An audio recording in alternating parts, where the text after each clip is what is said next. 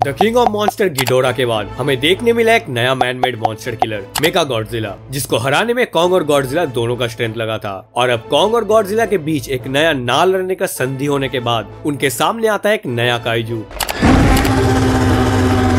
Godzilla x Kong the new empire में दिखने वाला ये नया काइजू कौन है? एक प्राचीन बानरों का वंशज जो कॉन्ग की तरह ही प्राचीन जंगलों का राजा है। उसके आने से ही पता चलता है कि इस कहानी में कॉन्ग का वैल्यू कम होगा और एक नया काइजू किंग उभरेगा। ये नया काइजू कॉन्ग के साथ ही हॉलो अर्थ में रहता है और वो बाहर निकलकर सारी मानवता पर चुनौती देगा। ये स्कार किंग का एंट्री का समय ही सवाल उठाता है। हॉलो अर्थ तक जाने का गेटवे गॉडजिला के एटॉमिक ब्रेक जैसा एनर्जी से बना है। कॉन्ग और इंसान उसी गेटवे से होकर गुजरते हैं, पर गॉडजिला शायद कॉन्ग के साथ फाइट के दौरान एक न्यू सीक्रेट गेटवे को नष्ट कर दिया है, जो शायद इस नए टाइटन को कैद रखा था, या फिर गॉडजिला अपने एनर्जी से इस नए कॉन्ग को जगाया है। स्कार किंग एक बानर का वंशज है, पर वो कॉन्ग जैसा कोई गोरिल्ला नहीं है। स्कार एक ओरांगुटान है एंड स्पीसीज के हिसाब से देखा जाए तो गोरिल्ला एक फाइटर होते हैं एंड ओरांगुटान पूरे बानर संप्रदाय को नेतृत्व देने वाला स्पीसीज होता है। एंड मॉन्स्टरवर्स के लोर में भी हमें ऐसा एक काइजू के बारे में बताया भी गया है। तो ऐसा हो सकता है गॉडजिला और कॉन्ग के लड़ाई को भांपते हुए स्कार जग गया होगा और टाइटन्स का युद्ध को आखिरी बचे हुए सर्वाइव होने के खातिर वो अब पूरे अर्थ पर राज करने का सपना देख रहा है। उसके आंखों की चमक बताता है कि वो गॉडजिला की तरह हॉलो अर्थ के एनर्जी को इस्तेमाल कर सकता है, जबकि कॉन्ग सिर्फ अपने ब्रूट फोर्स पर डिपेंडेंट है।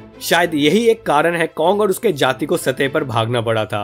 ये कहानी इतना नॉर्मल ना भी हो सकता है। इस नए काइजू का उम्र और पुराने युद्ध का झलक हमें इस मूवी में दिख सकता है। उसकी कहानी का खुलासा कर सकता है। शायद हम देखेंगे किस तरह से उसने कॉन्ग के जाति को हॉलो अर्थ से निकाल दिया था, या फिर स्कार के पूरे स्पीसीज का पूरे मॉन्स्टरवर्स में क्या महत्व था। ये एक नया अध्याय है जहाँ कॉन्ग और गॉडजिला को अपना दुश्मनी भूलकर एक नए रहस्य का सामना करना होगा। ये सिर्फ एक लड़ाई नहीं होगा, ये एक युद्ध होगा अपने एग्जिस्टेंस को बचाए रखने का।